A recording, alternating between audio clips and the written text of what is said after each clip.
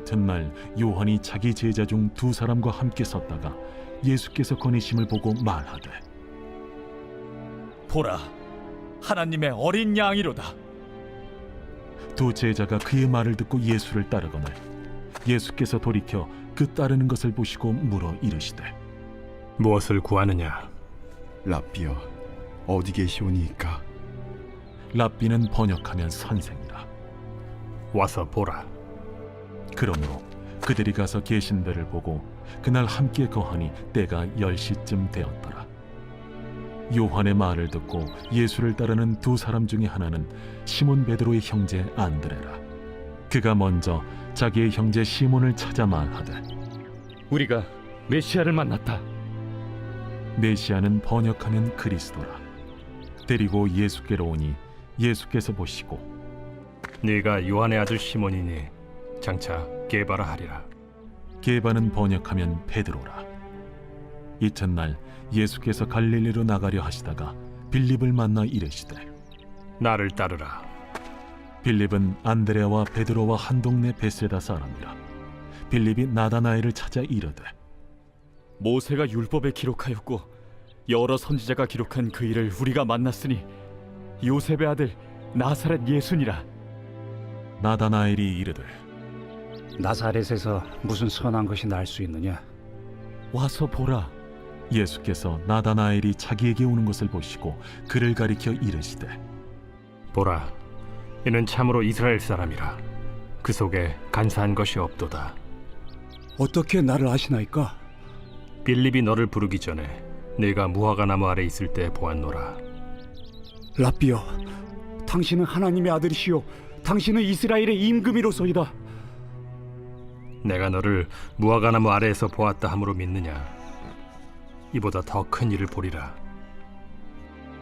진실로 진실로 너희에게 이르노니 하늘이 열리고 하나님의 사자들이 인자 위에 오르락 내리락 하는 것을 보리라. 할렐루야. 네, 이른 새벽 우리 주님 전에 오신 믿음의 성도님들 환영하고 축복합니다.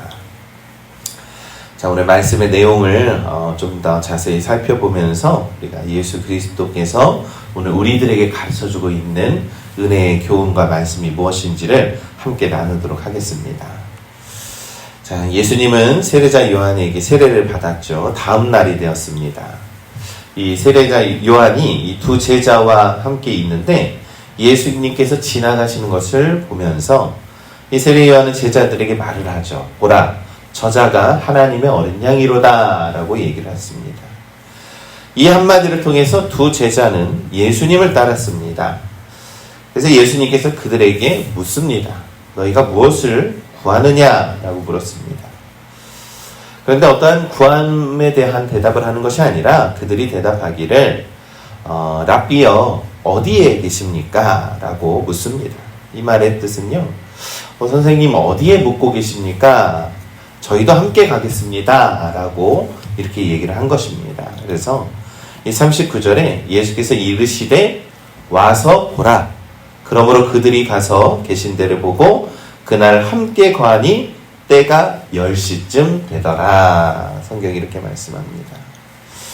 그들은 예수님을 따라가서요, 예수님이 계신 곳을 보고 예수님과 함께 지냈습니다.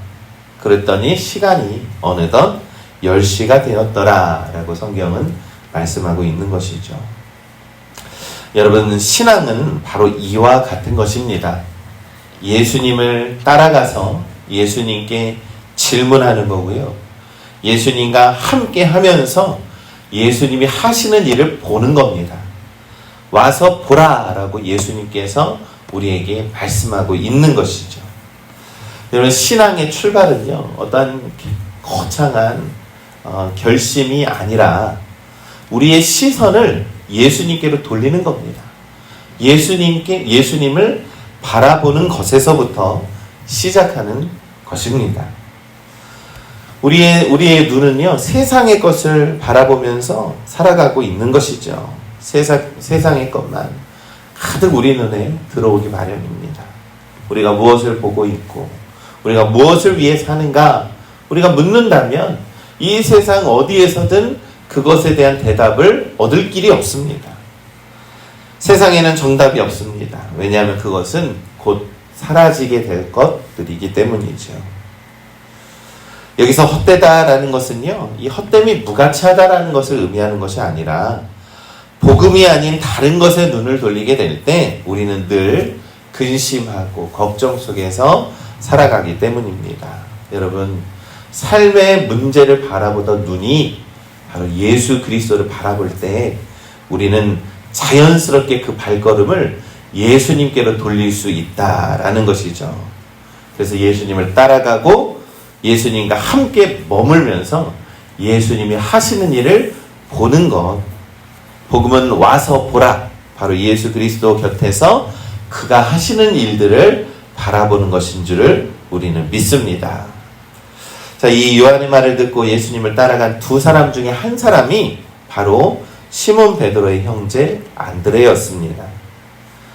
이 예수님과 함께 머물다가 이제 예수님을 보고 안드레가 시몬에게 갔습니다. 우리가 이 메시아를 만났다라고 얘기를 하는 겁니다. 이 성경은 그들이 예수님과 함께 머물렀던 그 시간에 무엇을 했는지에 대해서는 기록하지 않습니다. 또한 그들이 예수님이 메시아라는 것을 확신하게 된 계기도 성경은 기록하지 않았습니다.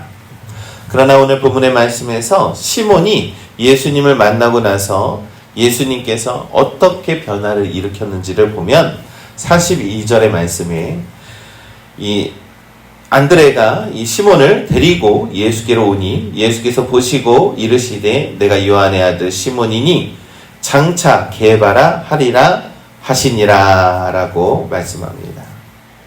예수님은 시몬을 보자 너는 장차 게바라 라고 말을 합니다.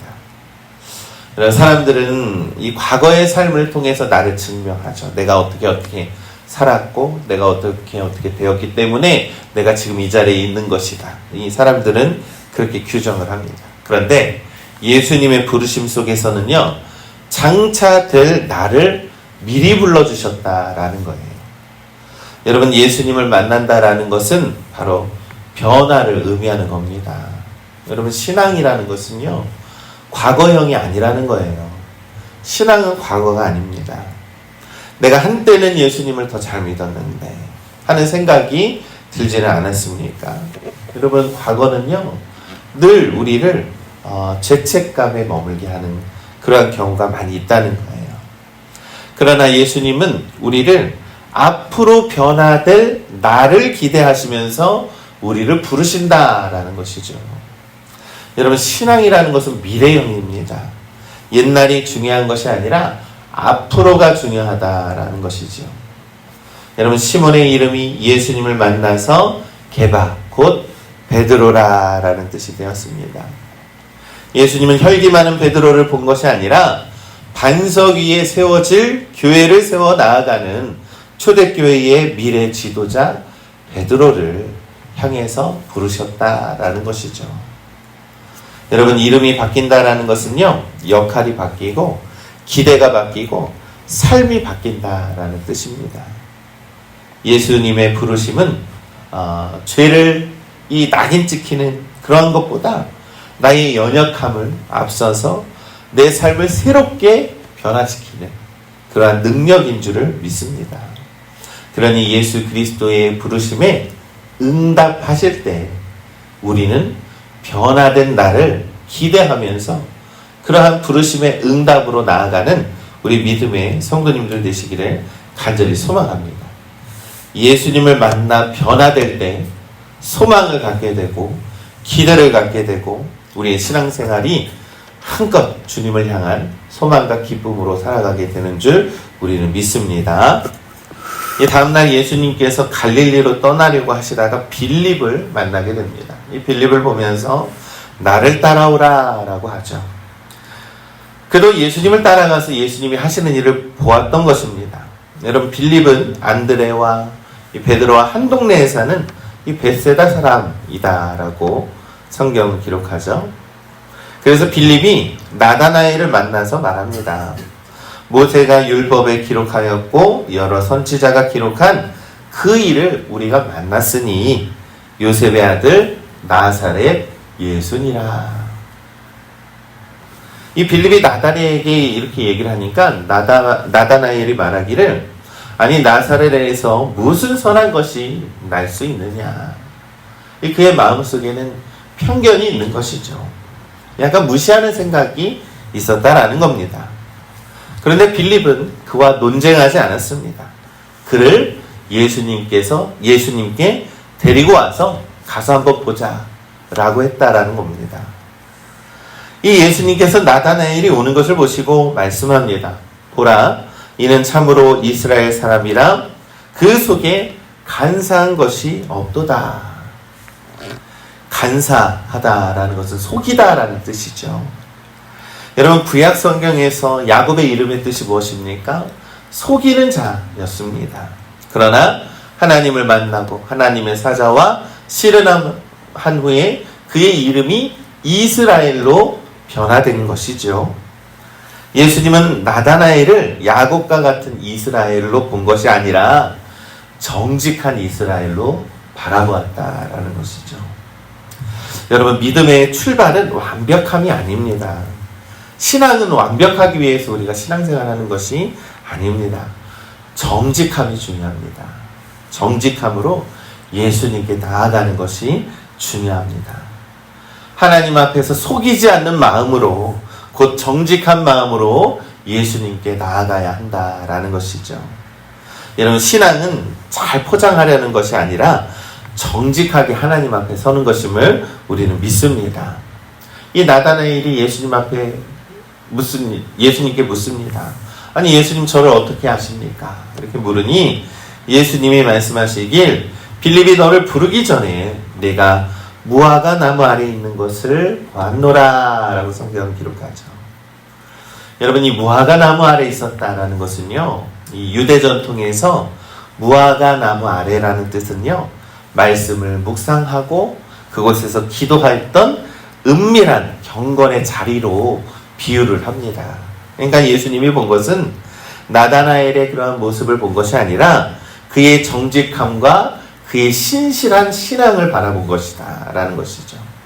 그는 아무도 모르게 하나님께 찾아가 기도하고 예배하고 그의 정직한 믿음을 예수님께서 바라보았다라는 것입니다.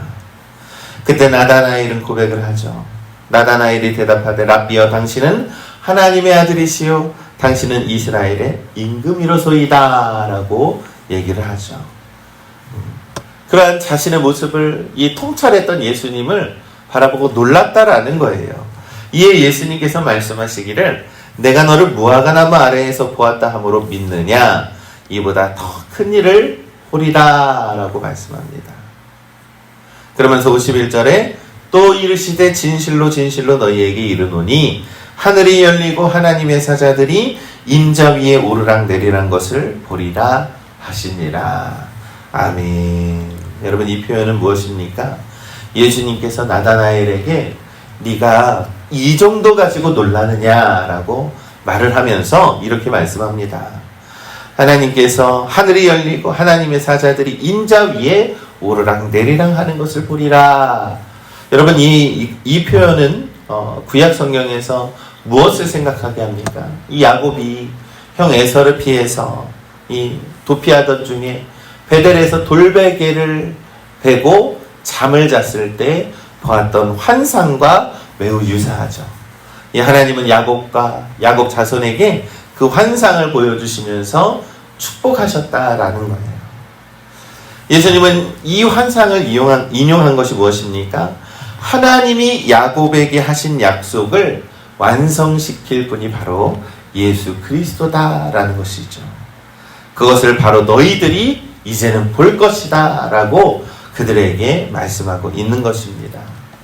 여러분, 예수 그리스도는요, 하늘과 땅 그리고 하나님과 인간을 연결하시는 분임을 이 성경에서 오늘 말씀하고 있는 겁니다. 여러분, 하나님의 구원을 이루시는 분이 바로 예수 그리스도다라고 오늘 성경은 말씀합니다. 그들에게 말씀하시기를 이제 앞으로 너희들이 볼 것은 바로 하나님과 너희를 이어줄 수 있는 그 예수 그리스도가 하시는 일, 곧 하나님이 너희를 구원하시는 그 일들을 바라보게 될 것이다 라고 말씀하고 있는 것이죠. 사랑하는 우리 믿음의 성도 여러분, 예수님께서 우리를 부르시면서 말씀하셨던 오늘 본문의 말씀에 가장 중요한 것은 무엇입니까? 와서 보라는 겁니다. 예수님께 나아가서 우리가 질문하고 예수님이 하시는 모습을 보라는 겁니다. 세상 사람들은 많은 것들을 의심하죠. 나다나엘도 처음에는 그랬습니다. 나사렛에 무슨 선한 일이 있겠느냐 라고 하지만 가장 중요한 것은 우리가 세상의 것을 바라보아서 우리의 눈을 다른 곳에 돌리는 것이 아니라 예수 그리스도께 와서 보라는 겁니다. 주님이 하시는 일들, 주님이 앞으로 하실 그 구원의 크신 일들을 우리가 바라볼 때에 우리는 온전히 주님을 따라 살아갈 수 있는 것임을 우리는 믿는 것입니다. 여러분, 오늘 우리가 주 예수 그리스도와 함께 나아가 우리 주님이 하시는 일들을 바라보는 우리 믿음의 성도들 되시기를 간절히 소망합니다. 그로 인해서 우리가 예수님과 함께 하면서 예수님이 하시는 일들 가운데 우리가 하나님의 영광을 위해 살아가는 우리 모두가 되시기를 우리 주님의 이름으로 간절히 축원합니다.